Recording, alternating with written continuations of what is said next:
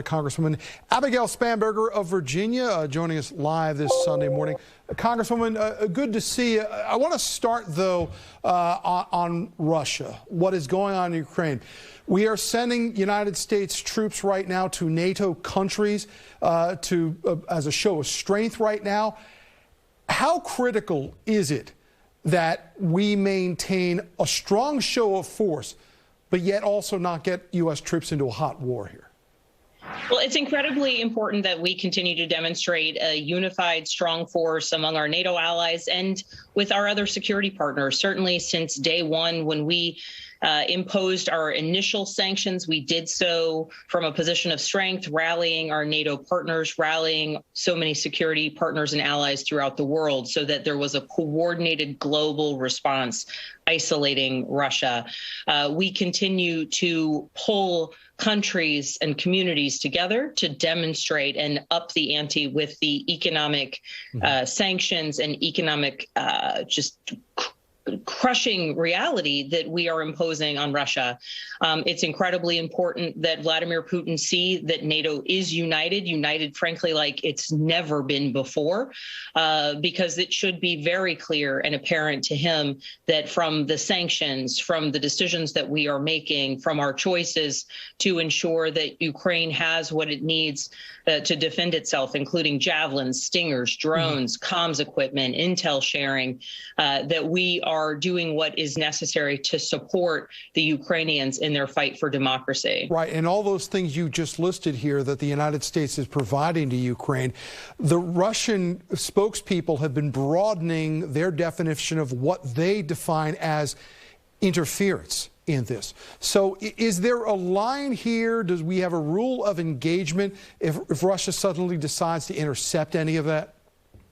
Well, certainly we've heard the Russians say that even economic sanctions from their standpoint are an act of war. So they're really moving the marker. The important line and distinction, and certainly the United States as well as our NATO partners are attuned to what would trigger Article 5. And so that would be the point in time that it's a reciprocal agreement where all nations in NATO would essentially enter into war with Russia. And generally speaking, that's going to be triggered when one of our partner countries, NATO partner countries, or the United States, takes direct military action against the Russians. And so that's the line that we are working to ensure that we don't cross and don't trigger Article 5.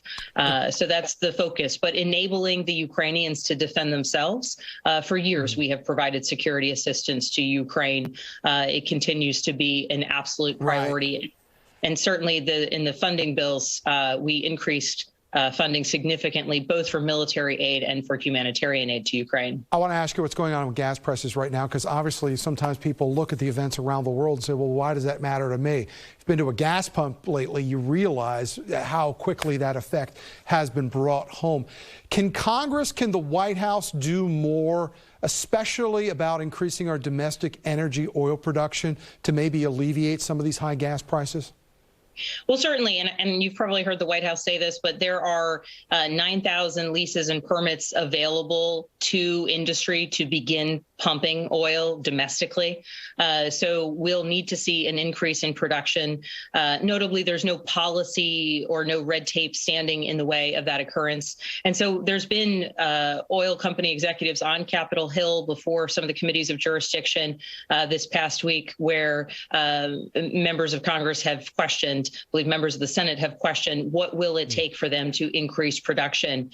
And so we're looking to ensure that we are increasing production to meet with demand, also recognizing that some of our partner countries and certainly oil producers throughout the world, such as Saudi Arabia, are currently underproducing. I think it also speaks to the actual national security priority that is our plans to invest in renewable energy, so that at no point in the future is the United States looking to autocratic. Clearly been hitting people in the pocketbook lately. Congresswoman Abigail Spanberger, we appreciate your time joining us from Virginia live this Sunday morning.